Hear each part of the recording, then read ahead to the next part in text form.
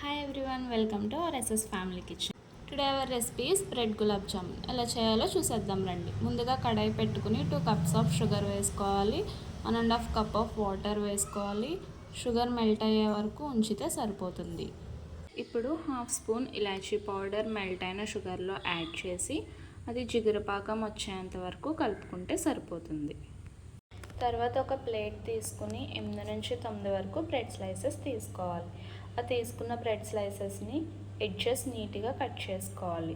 Cut చేసుకున్నాక ఒక బౌల్లో బ్రెడ్ స్లైసెస్ వేసుకుని కాచి చల్లార్చిన పాలను వేసుకుని ముద్దలా చేసుకోవాలి. ముద్దలా చేసుకున్నాక అవి చిన్న చిన్న ఉండలుగా చేసుకుని పక్కన పెట్టుకోవాలి.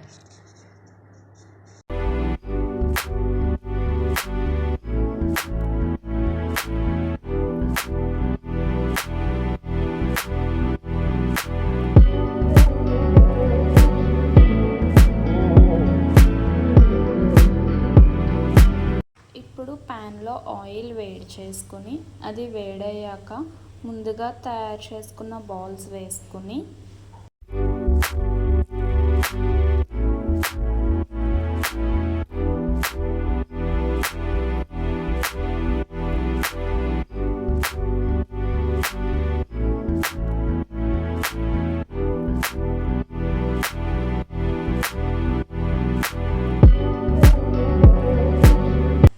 గోల్డెన్ బ్రౌన్ కలర్ వచ్చేంత వరకు ఫ్రై చేయాలి. తర్వాత వాటిని ముందుగా ప్రిపేర్ చేసుకున్న పాకంలో వేసుకోవాలి. అంతే, tasty bread gulab jamun ready.